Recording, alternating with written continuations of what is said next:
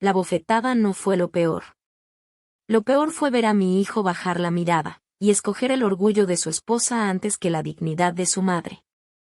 Esa Nochebuena, frente a toda la familia, me llamaron nadie, me echaron de una casa que yo misma había pagado, y creyeron que con eso habían terminado conmigo. Pero cometieron un error, no sabían quién figuraba como dueña en los papeles, ni que yo acababa de descubrir la traición que se escondía detrás del accidente.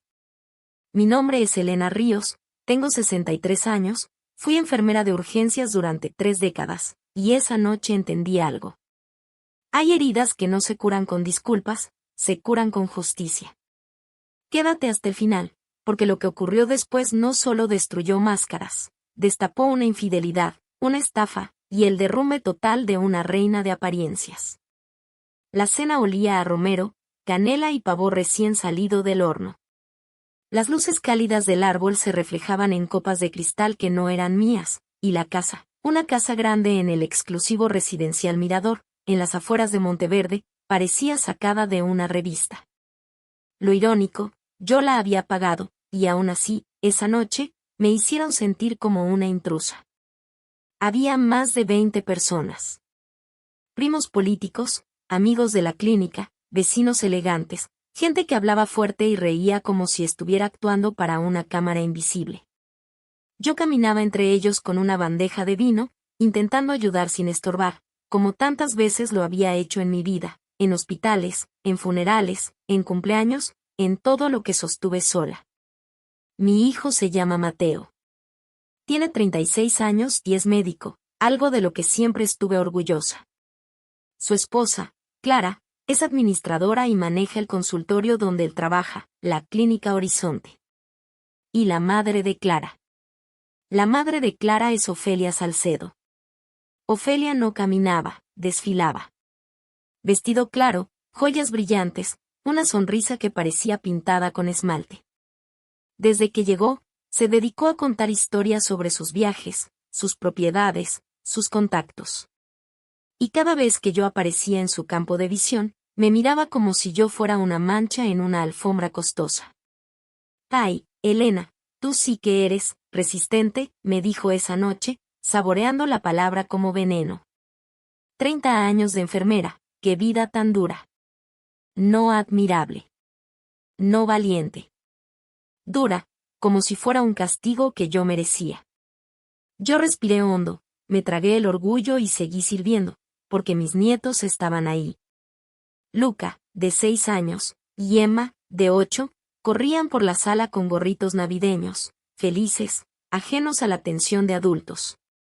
Por ellos, yo podía soportar cualquier desplante. Hasta que ocurrió el choque. Yo llevaba la bandeja con 2 copas de vino tinto hacia la mesa.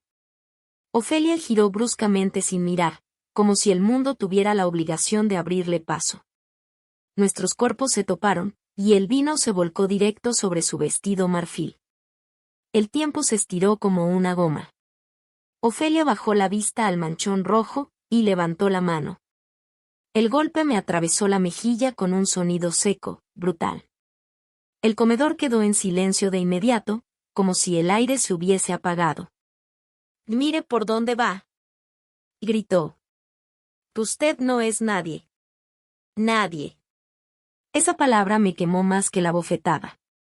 Sentí el ardor en la cara, el zumbido en los oídos, y un frío profundo en el estómago.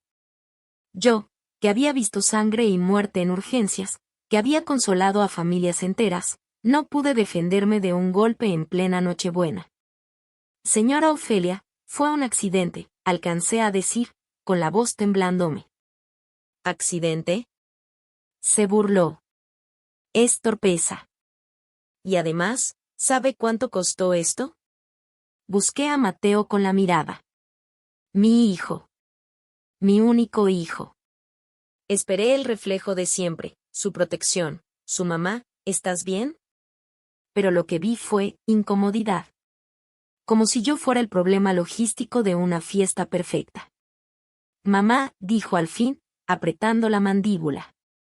«Discúlpate con Ofelia. Arruinaste su vestido».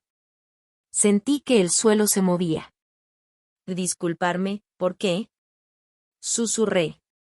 Clara apareció con un pañuelo, limpiando el vestido de su madre con movimientos exagerados, como si estuviera limpiando una herida mortal.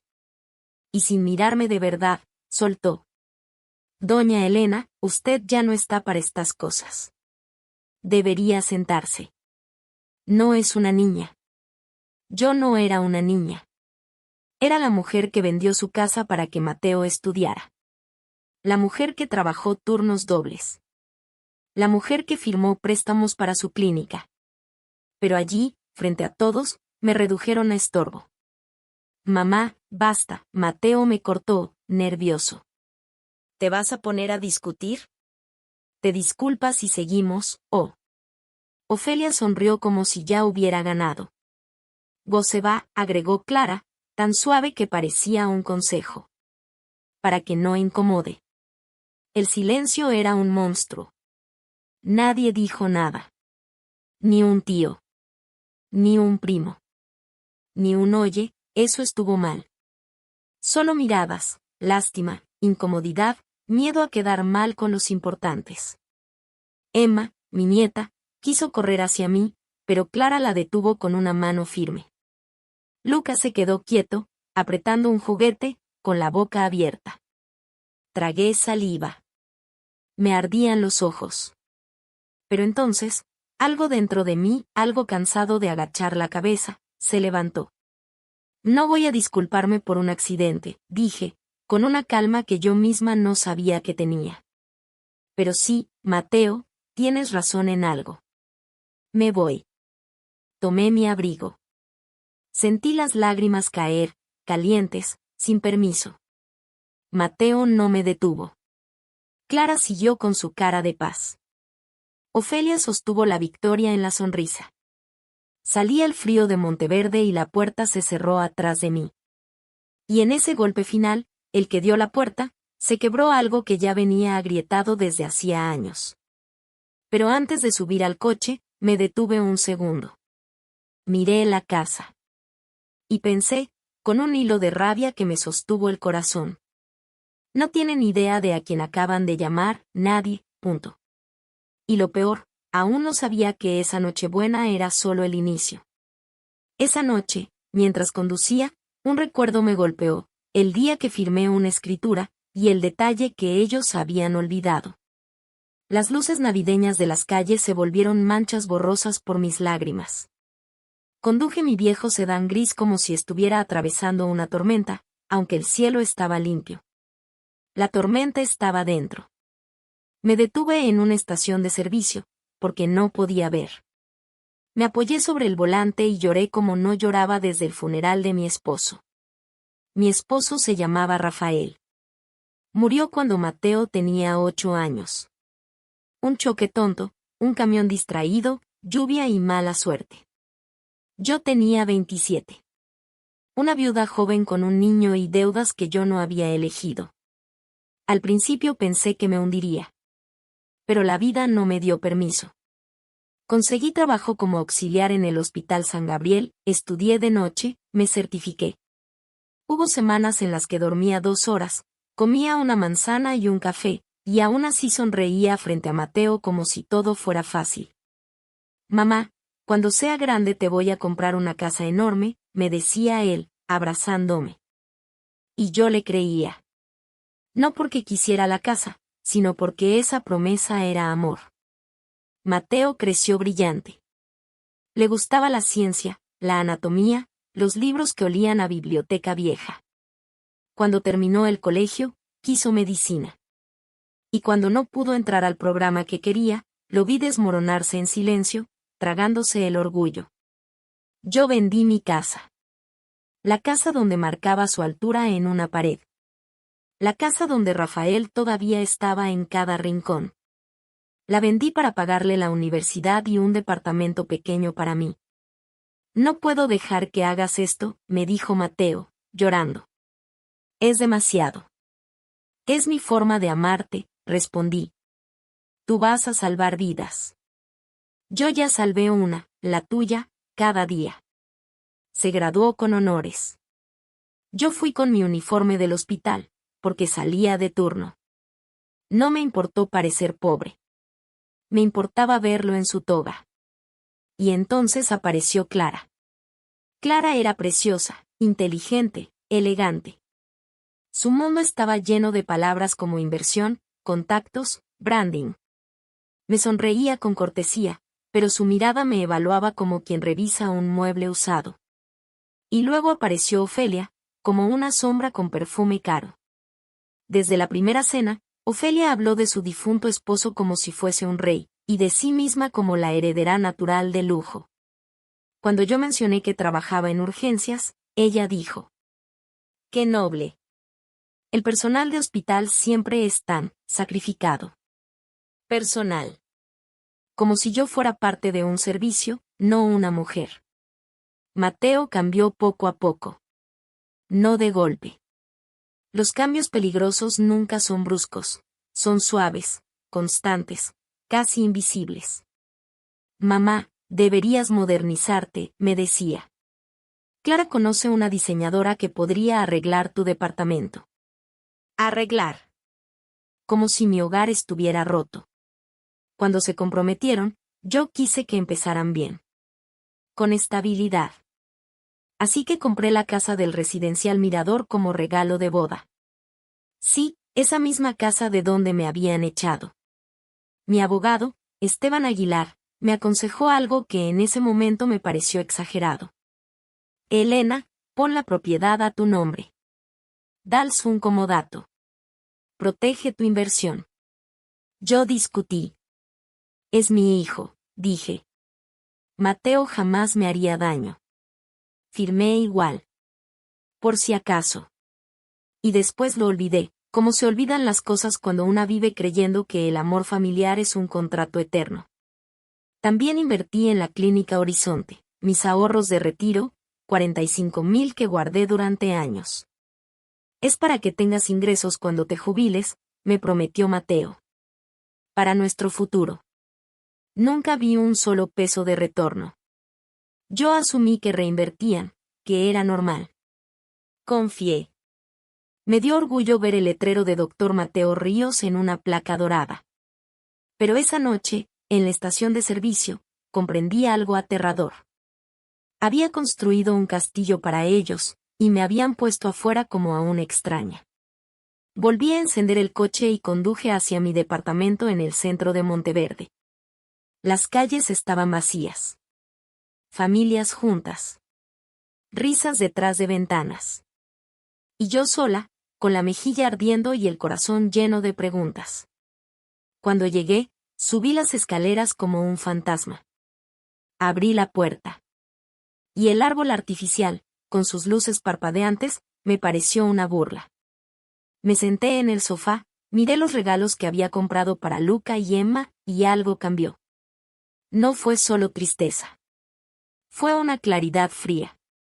Yo había sido generosa. Pero la generosidad sin límite se convierte en permiso para abusar. Miré mi archivador de documentos. Hacía meses que no lo abría. Y aunque no lo sabía todavía, esa carpeta iba a ser la primera piedra de mi venganza, o de mi justicia. Esa madrugada, al abrir los papeles, encontré una cláusula que me devolvió el control, y un préstamo que no recordaba haber avalado. No dormí. No podía. A las 3 de la mañana, con el departamento en silencio, me serví un té que no sabía a nada y me senté frente al archivador. Las manos me temblaban, no por miedo, sino por ese tipo de rabia que se parece a la fiebre.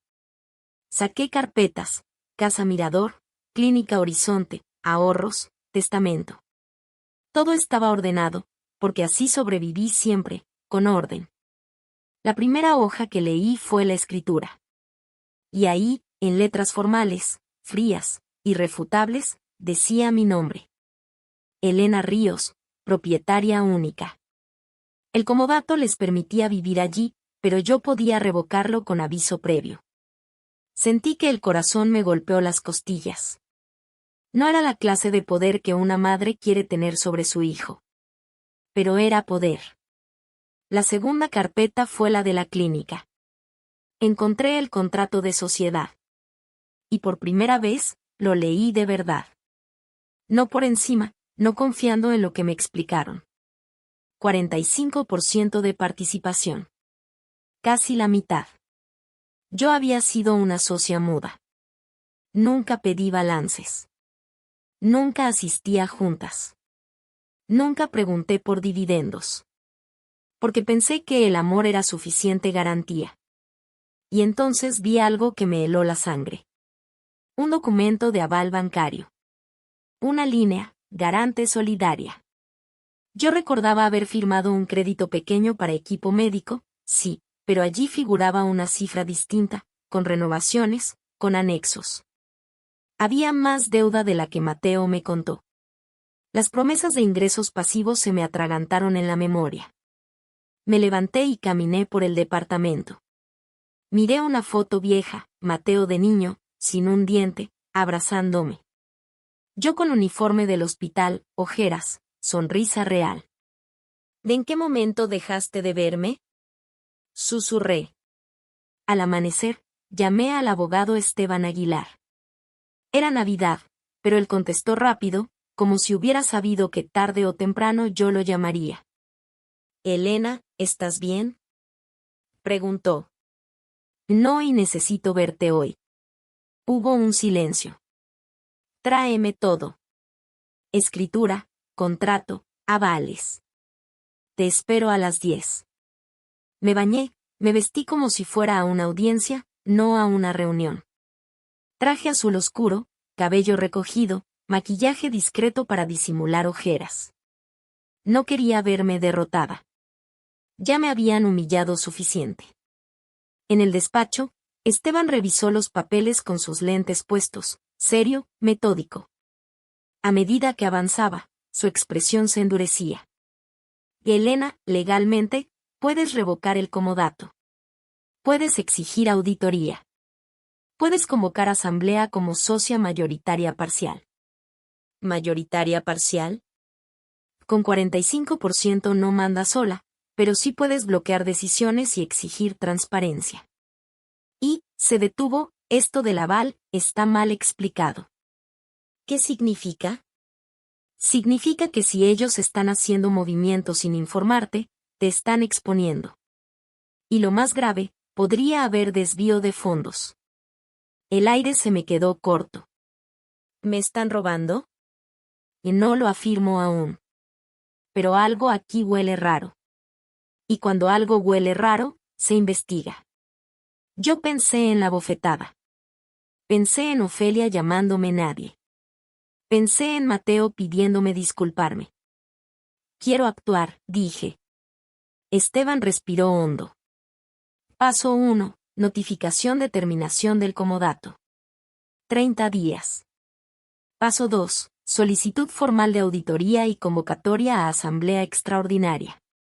Paso 3. Si hay irregularidades, medidas legales. Hazlo. Elena, esto va a romper la relación. Yo no lloré. Ya había llorado demasiado. La relación se rompió cuando él decidió que su madre era el estorbo de la fiesta. Esteban asintió con una tristeza discreta. Entonces lo enviamos el primer día hábil después de Año Nuevo.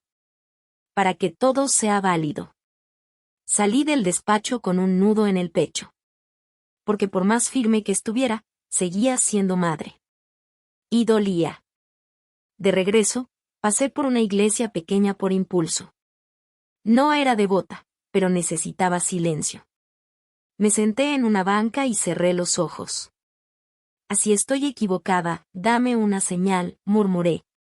Y como si el universo se burlara de mí, escuché una voz detrás. Doña Elena, yo la vi anoche. Me giré. Era Irene Paredes, vecina de Mateo, una mujer amable de unos 50 y tantos que siempre me saludaba con una calidez rara en ese barrio. La vi salir llorando, dijo. ¿Le hicieron algo? Yo tragué saliva. Y sin querer, se me quebró la voz al responder. Sí. Me hicieron. Irene miró alrededor y bajó el tono. Entonces tiene que saber algo, sobre Ofelia. Irene me insinuó que la suegra millonaria no era millonaria. Y que Clara estaba escondiendo algo más peligroso que una mancha de vino. Irene se sentó a mi lado, como si la iglesia fuera un refugio para verdades prohibidas. No quiero meterme, empezó, pero esa mujer. Ofelia Salcedo, es veneno. Desde que llegó, cambió todo. Me ardió el orgullo. ¿Qué quiere decir? Irene respiró hondo. La he oído hablar de usted en el jardín, con Clara. Dice que usted es una carga, que se pega a Mateo, que lo hace quedar mal porque usted no encaja con el nivel de ellos. Me apreté los dedos, conteniendo la rabia. ¿Y Mateo lo sabe? No creo. O no quiere saber. Pero lo peor no es eso. Irene dudó. Y cuando alguien duda así, es porque lo que viene puede incendiar una casa entera. Hace unos meses, continuó, vi a Clara en el estacionamiento de la clínica, con un hombre. No era Mateo. Se besaron. Mi corazón dio un salto seco, como un monitor cardíaco marcando una arritmia. ¿Estás segura? Totalmente. Yo estaba en el coche esperando a mi hermana. Los vi. Ella se acomodó el cabello, se rió, y él le tocó la cintura como si eso fuera normal. Me quedé helada. Infidelidad. No solo humillación y clasismo. Había una traición más grande escondida. Irene siguió, como si ya no hubiera marcha atrás. Y sobre Ofelia, doña Elena, esa mujer no es tan rica. La escuché discutir con Clara. Le pedía dinero. Decía que tenía acreedores. Que la estaban buscando. Mi mente conectó piezas. Los vestidos caros. Las joyas. Las historias de lujo. ¿Todo fachada? Tengo una prima en el juzgado civil, agregó Irene. Puedo pedirle que revise si Ofelia tiene demandas. No tuve que pensarlo. Sí. Por favor. Intercambiamos números. Salí de la iglesia con un frío nuevo en la espalda. No era el frío de diciembre. Era el frío de comprender que mis enemigos no eran solo groseros, eran estratégicos. Esa noche, Esteban me llamó para confirmar que los documentos saldrían el 2 de enero, primer día hábil. Yo asentí, mirando por la ventana del departamento. Y entonces, a las 11:30, recibí un mensaje de número desconocido. Deja de escarbar, vieja. No sabes con quién te metes. Me quedé quieta. La pantalla iluminó mi sala como una advertencia. Respiré hondo. Bloqueé el número. Y en vez de asustarme, sentí algo oscuro, firme, nacer en mi pecho. Ahora sí, susurré. Ahora sí vamos a ver quién no sabe con quién se metió. El 2 de enero, los documentos llegarían, pero antes, Irene me prometió enviarme pruebas sobre Ofelia. Y yo presentía que la verdad iba a explotar justo cuando menos lo esperaban. El 2 de enero, a media mañana, apagué el teléfono. No quería escuchar excusas. Quería hechos. A las 12:06, el timbre sonó como un disparo. Miré por la mirilla, Mateo. Clara detrás. Sus caras no eran de fiesta. Eran de guerra. Abrí, pero dejé la cadena puesta. ¿Qué es esto? Mateo agitó los documentos. ¿Nos estás echando? ¿Nos vas a quitar la casa? Yo respiré despacio. No es tu casa, Mateo. Es la casa que yo compré y que te presté por amor. Y el amor no se usa para pisotear. Clara intentó poner voz dulce, esa dulzura venenosa que aprendió con su madre. Doña Elena, por favor. Piense en los niños, fue un malentendido. ¿Malentendido? Mi voz salió más fría de lo que esperaba. Su madre me golpeó en la cara y ustedes me echaron. No hay malentendido. Mateo cambió de táctica, como un paciente que intenta manipular el diagnóstico. Mamá, yo estaba nervioso. Había gente. Ofelia, bueno, Tú sabes cómo es. No quería un escándalo. El escándalo lo hizo ella. Y tú elegiste callarme. Lo miré directo. Ese fue tu escándalo. Clara se limpió una lágrima. No supe si era real. ¿Dónde vamos a vivir en 30 días? Con el sueldo de médico y de administradora, encontrarán algo. Más pequeño, quizá. Más real. Mateo apretó los papeles. ¿Y esto, auditoría? ¿Qué estás haciendo con la clínica? Ejercí mis derechos, respondí. Soy socia. Y quiero saber dónde está mi dinero. Clara parpadeó rápido, demasiado rápido. No hay nada que esconder. Entonces no hay nada que temer. Mateo se puso rojo. Esto es venganza. No. Esto es consecuencia. Aprende la diferencia.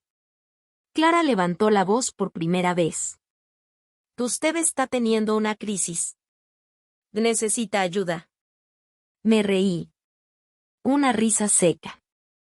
Sí. Necesito ayuda. Ayuda para no volver a convertirme en el felpudo de nadie. Mateo dio un paso hacia la puerta como si quisiera empujar, pero la cadena lo detuvo. Mamá, por favor. Hablarás con mis abogados, dije. Y si quieres hablar conmigo, será cuando aprendas a respetarme. Cerré. Del otro lado escuché golpes, maldiciones, llanto. No abrí. Esa tarde, cuando encendí el teléfono, tenía decenas de mensajes, números desconocidos, audios largos, amenazas disfrazadas de familia. Y entonces llegó uno que me dejó el cuerpo helado. Era Irene. Doña Elena, necesito que vea esto. Adjuntó una foto. Clara, en el estacionamiento de la clínica. Besando a un hombre de barba corta, traje gris. La mano de él en su cintura como si ese lugar le perteneciera. Me quedé mirando la imagen con la garganta seca. No era solo dinero. No era solo orgullo.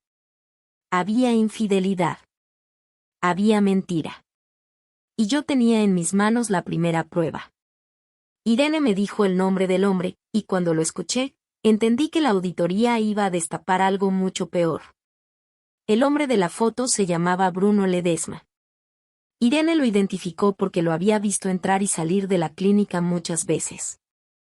Es proveedor de equipos, me explicó por teléfono. Siempre llega con cajas, con facturas, y Clara lo atiende en privado. Facturas. Mi estómago se cerró. Le pedí a Esteban Aguilar que investigara discretamente. Él no era detective, pero tenía contactos, contadores, auditores, gente que sabía leer el mundo en números. 2 días después, Esteban me llamó. Elena, ese tal Bruno aparece en transferencias recurrentes de la clínica. ¿O pagos por servicios? No. Los montos y la frecuencia no coinciden con proveedores normales. Y hay algo más, algunos pagos salen a una cuenta personal, no empresarial. Mi pulso se aceleró. ¿Clara está desviando dinero? Todavía no lo afirmo, pero se ve feo. Esa noche, mientras caminaba al supermercado, noté un coche oscuro estacionado demasiado tiempo cerca de mi edificio. Cuando lo miré, el coche avanzó lentamente y se fue. No supe si era paranoia o aviso. Al día siguiente, Irene me llamó con la voz tensa. Mi prima revisó el juzgado. Ofelia tiene demandas por deudas. Varias. Y una por un préstamo grande. Está al borde del embargo. Todo encajaba como una trampa. Ofelia necesitaba dinero. Clara manejaba la clínica. Mateo confiaba. Y yo era la que tenía que desaparecer del mapa para que ellos pudieran mover lo que quisieran sin rendir cuentas. Esa tarde, recibí otra amenaza anónima. Si hundes a Clara, te quedas sin nietos. Me senté y respiré hasta que el miedo se convirtió en determinación. No, susurré. Si alguien intenta quitarme a mis nietos, se va a arrepentir. Esteban convocó oficialmente a la asamblea de socios y a la auditoría. La fecha quedó para la semana siguiente. Y esa misma noche, ocurrió algo que me confirmó que estaban desesperados. Ofelia apareció en mi edificio. No tocó el timbre. Me esperó afuera. Yo salía con bolsas de compras cuando la vi, impecable, con su abrigo elegante y esa sonrisa que ya no era sonrisa, era amenaza. Elena, dijo, eres una mujer inteligente. No arruines a tu propia sangre por orgullo. Usted empezó esto cuando me golpeó. Fue un momento, restó importancia. Pero lo que estás haciendo ahora, esto sí es grave. La clínica, la casa, ¿de verdad quieres dejar a tus nietos sin estabilidad? Mis nietos tendrán estabilidad cuando crezcan lejos de su manipulación. Los ojos de Ofelia se afilaron. Ten cuidado. La gente mayor se cae. A veces, nadie ve. Me recorrió un escalofrío, pero no retrocedí. Yo trabajé en urgencias 30 años, Ofelia. He visto gente caer. Y también he visto gente ir a prisión por amenazas. ¿Quiere probar? Por primera vez, vi miedo real en su mirada. Se dio media vuelta y se fue con pasos rápidos, como alguien que ya no controla el tablero. Yo subí a mi departamento temblando, pero no de terror. De adrenalina. Porque entendí algo simple. Ellos creían que yo era una mujer fácil de quebrar. Y estaban descubriendo que yo era justo lo contrario. La auditoría comenzó, y el primer documento que el contador encontró llevaba un nombre que jamás debió aparecer allí, Bruno, junto a una cifra que parecía un robo. La reunión se hizo en una sala alquilada, neutral, con paredes blancas y olor a café amargo. Esteban estaba conmigo, y también el auditor, un hombre serio llamado Mauricio Falcón, que no sonreía ni por cortesía. Mateo llegó primero. Se veía agotado. Clara llegó después, impecable, como si la elegancia pudiera tapar un agujero en la verdad. Y Ofelia, apareció sin invitación, como siempre. No es socia, dijo Esteban al verla. No tiene derecho a estar aquí. Ofelia intentó imponer su presencia. Soy familia. Mateo, por primera vez en meses, le habló firme. Mamá, por favor. Quédate afuera. Ofelia se congeló. Clara también. Ese fue el primer quiebre. Mauricio abrió carpetas, puso hojas sobre la mesa, y comenzó sin drama. Hay inconsistencias. Pagos a cuentas personales. Facturas duplicadas. Transferencias sin justificación. Clara intentó intervenir, pero el auditor levantó una mano. Por favor. Déjeme terminar. Mateo miraba las hojas como si fueran radiografías de una enfermedad terminal. ¿Qué significa esto? Preguntó. Mauricio señaló una línea. Pagos a Bruno Ledesma por servicios de consultoría inexistentes. Y además, retiros en efectivo relacionados con tarjetas corporativas. Clara se puso pálida. Eso tiene explicación. Yo saqué el teléfono y puse la foto sobre la mesa. Clara besando a Bruno. Mateo parpadeó como si lo hubieran golpeado. ¿Qué es esto? Clara se llevó una mano a la boca. Mateo, yo. Dime la verdad. Gritó él, y su voz quebró la sala. Ofelia intentó levantarse, pero Esteban la frenó. Señora, no está invitada. Si se altera, llamo seguridad. Entonces Ofelia explotó. Que esto es culpa tuya, Elena. Y me señaló. Siempre queriendo controlar. Siempre creyéndote mártir. Mi hija solo hizo lo que tenía que hacer. Clara sollozó. Mamá, cállate. Y ahí, en ese instante, Ofelia soltó la frase que lo destruyó todo. Yo se lo pedí. Necesitábamos dinero. Bruno ayudó. ¿O crees que la vida se paga sola? La sala quedó muda. Mateo se llevó las manos a la cabeza. ¿Necesitaban dinero, para qué? Preguntó, temblando. Ofelia, ya sin máscara, escupió la verdad. Para mis deudas. Para que no me embargaran. Para que no quedáramos en la calle. ¿Qué querías? ¿Que tu esposa y yo volviéramos a vivir como pobres? Mateo se levantó de golpe, furioso, roto. ¿Y entonces, usaron la clínica? ¿Usaron mi trabajo? ¿Usaron a mi madre? Clara lloraba de verdad ahora. Yo solo quería ayudarla, y Bruno. Bruno dijo que era temporal. Mauricio cerró la carpeta. Señores, esto no es temporal. Esto es desvío de fondos y posible fraude societario. Mateo se volvió hacia mí con ojos rojos. Mamá, yo no sabía. Yo lo miré sin gritar. Eso es lo que duele, Mateo. Que no supieras porque no quisiste mirar. Porque fue más cómodo creer que yo exageraba. Ofelia intentó hablar otra vez, pero la voz le tembló. Todo era por la familia. Mateo la interrumpió con una frase que yo nunca pensé escuchar. No vuelvas a llamarte mi familia si destruiste la mía. Clara se derrumbó en la silla. Y en el silencio final de esa sala, yo sentí algo que no era alegría. Era alivio amargo. La verdad, al fin, estaba sobre la mesa. Cuando creí que ya lo había visto todo, el auditor dijo una última frase. Hay un préstamo a nombre de Elena Ríos, que se renovó sin su firma reciente. ¿Cómo que se renovó sin mi firma? Y pregunté, sintiendo que el mundo se inclinaba. Mauricio deslizó una hoja. Mi nombre. Mi identificación. Mi firma, parecida, pero no igual. Y una fecha en la que yo estaba trabajando en el hospital. Esteban apretó los dientes. Y esto es grave. Mateo palideció. Clara dejó de llorar, como si el terror se hubiera tragado el sonido. ¿Clara? Mateo la miró. ¿Qué hiciste? Clara negó con la cabeza, desesperada. Yo no falsifiqué nada. Ofelia, sin embargo, bajó la mirada. Ese gesto fue una confesión silenciosa.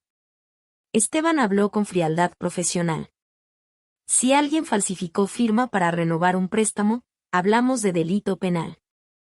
La sala se volvió pequeña. Yo pensé en mis nietos. Pensé en el rostro de Emma. En la risa de Luca. Y pensé también en la bofetada. En el nadie.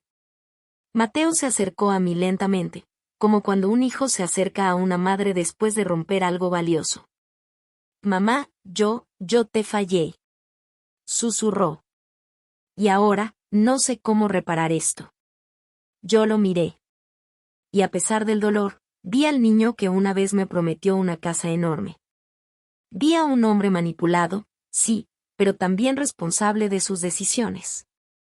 Lo primero, dije, es aceptar la verdad completa. Sin excusas. Sin pero. Clara se levantó, temblando. Doña Elena, yo le juro que nunca quise humillarla. Lo de Navidad, fue una locura. Fue una elección, corregí. Se elige detener a una niña cuando quiere abrazar a su abuela. Se elige no decir basta cuando golpean a alguien. Clara se quebró. Lo siento. Ofelia, por primera vez, se vio vieja. No elegante. No poderosa. Vieja. Asustada. Yo solo, tenía miedo, murmuró. Iban a quitarme todo.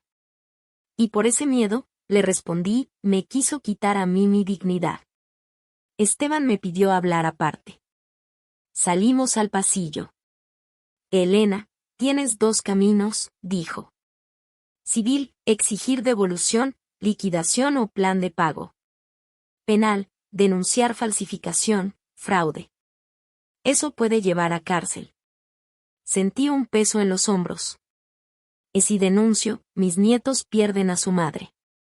Y si no denuncias, corres el riesgo de que lo vuelvan a hacer. O de que el banco vaya contra ti. Respiré largo. Mi venganza quería gritar. Mi maternidad quería llorar. Mi dignidad quería justicia. Volvimos a la sala. Mateo tenía los ojos clavados en el suelo. Clara parecía a punto de desmayarse. Ofelia no levantaba la cabeza. Yo hablé despacio, eligiendo cada palabra como si fuera medicina. Haré esto por vías civiles primero. Auditoría completa. Acuerdo legal. Pago de lo que me corresponde.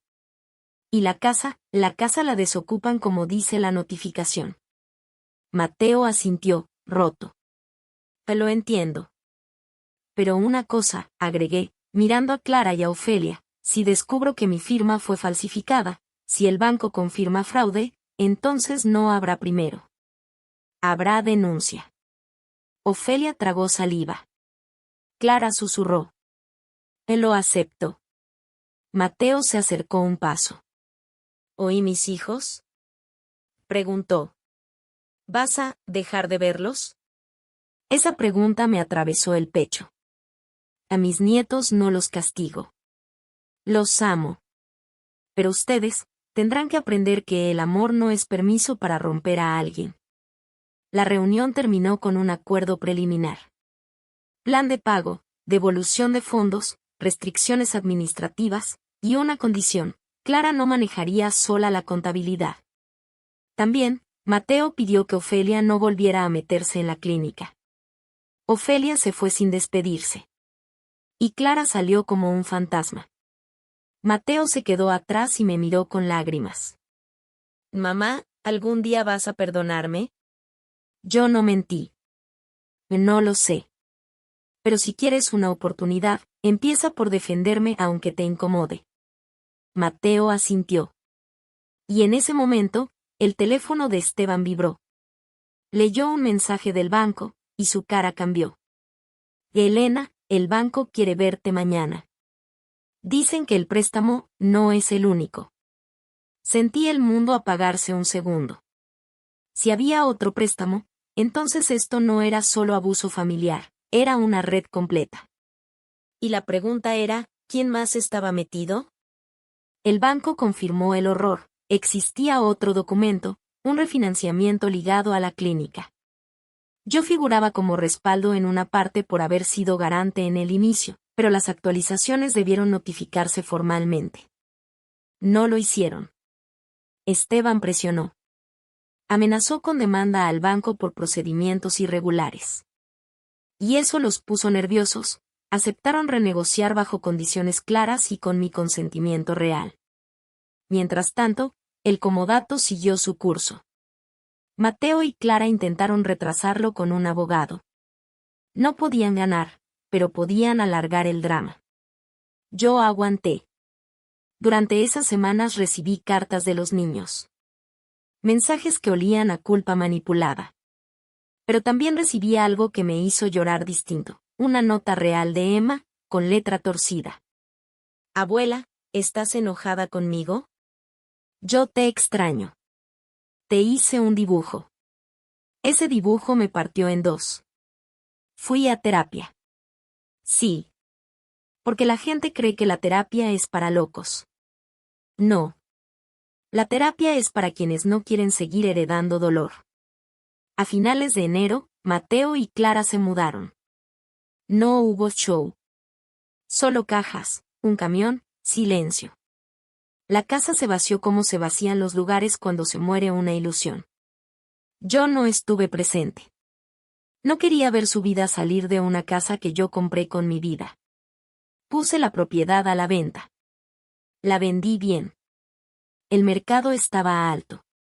Con ese dinero, con mi pensión y con el plan de pago firmado por la clínica, me mudé a un departamento amplio, luminoso, con vista a un parque donde los niños jugaban y yo podía respirar sin sentirme juzgada.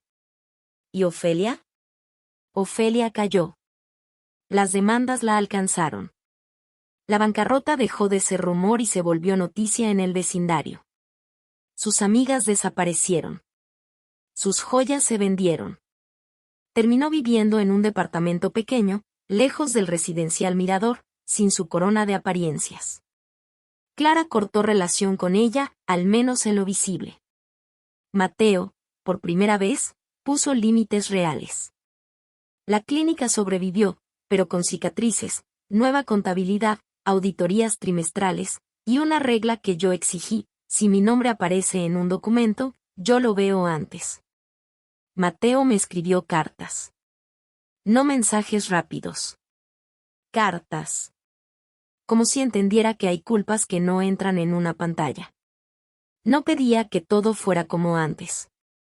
Pedía un inicio nuevo. Yo no respondí al principio. Porque sanar no es perdonar rápido, es aprender a no sangrar cada vez que recuerdas. Pero un día, recibí una llamada. Era Mateo. Mamá, es el cumpleaños de Luca. Su voz temblaba. Él preguntó por ti todos los días. ¿Podrías venir? Aunque sea un rato. Solo tú. Cerré los ojos. Había una parte de mí que quería gritar no. Y otra que recordaba que Luca era un niño, no un arma. Voy a pensarlo, dije. Y gracias, susurró él. Eso ya es mucho. Colgué. Miré mi reflejo en el espejo del pasillo. El cabello me lo corté corto, en febrero, como símbolo. Los ojos, ya no tenían la misma blandura de antes. Yo había recuperado mi dignidad. Y en ese momento, supe que no importaba si perdonaba o no. Importaba una cosa. Nunca más sería nadie. Acepté ir al cumpleaños, pero antes recibí un mensaje inesperado. Soy Bruno. Necesito hablar. Tengo algo que puede hundir definitivamente a Ofelia. El mensaje de Bruno me dio asco. Durante unos minutos, pensé en ignorarlo. Pero Esteban siempre decía, cuando alguien quiere confesar, es porque busca salvarse. Y eso puede servirte. Le respondí con una sola frase. Habla con mi abogado. Bruno terminó enviando una declaración. Ofelia lo presionó para prestar dinero a través de facturas falsas, y Clara lo permitió. Pero lo más impactante fue otra cosa. Ofelia había intentado manipular también al banco, usando mi nombre como garantía moral, asegurando que yo siempre firmaba porque era una madre sumisa. Cuando leí eso, sentí náuseas.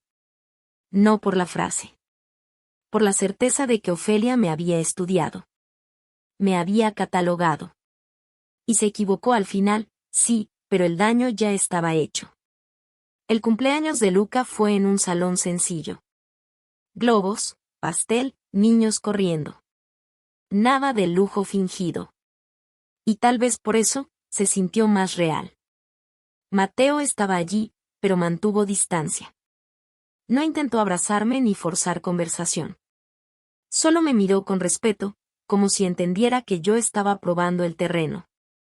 Clara se acercó despacio. Doña Elena, susurró. Gracias por venir. Sus ojos estaban rojos. No era maquillaje. Era cansancio. Vine por Luca, respondí.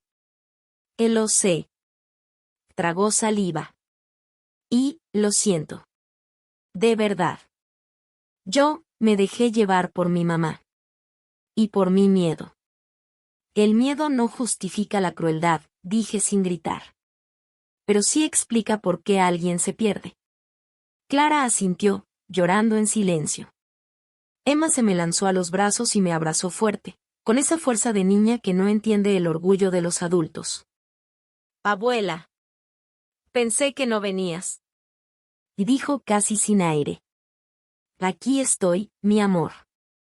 Luca vino después, más tímido, como si temiera que yo desapareciera otra vez. ¿Te vas a ir? Preguntó. Se me apretó el corazón. No me voy de ti, Luca. Nunca. Mateo se acercó cuando los niños corrieron a jugar. Mamá, dijo, y su voz se quebró. No te merezco. pero estoy intentando ser distinto. Yo lo miré. Y por primera vez, no vi solo al hombre que me humilló. Vi a alguien enfrentando su vergüenza sin esconderla detrás de excusas. Intentar no basta, le dije. Se demuestra. Él lo sé. Nos quedamos en silencio. Antes de irme, Emma me tomó la mano y me susurró. Abuela, cuando sea grande, quiero ser fuerte como tú. Sentí los ojos húmedos. Entonces recuerda esto, le dije, nunca dejes que nadie te convenza de que vales menos. Aunque sea tu familia. Especialmente si es tu familia. Me fui 1 hora después, como había prometido. En mi auto, respiré profundo. No era felicidad plena. Era un paso. Esa noche, en mi nuevo departamento, abrí una copa de vino. Brindé sola. No por la humillación, sino por la mujer que salió de ella. Porque esa Navidad me dio el peor golpe. Pero también me dio el regalo más duro y más necesario. Volver a elegirme a mí. Y si alguien que me escuche está viviendo algo parecido, quiero que se quede con esto. Tu dignidad no se negocia. Tu valor no depende de la aprobación de nadie. Y el amor, sin respeto, no es amor, es control. Si esta historia te mantuvo enganchada y te dejó pensando, suscríbete y deja tu like. Dime en comentarios, ¿tú habrías perdonado a Mateo? ¿O habrías cerrado la puerta para siempre? Y cuéntame desde qué país o ciudad me estás escuchando, porque leo todo.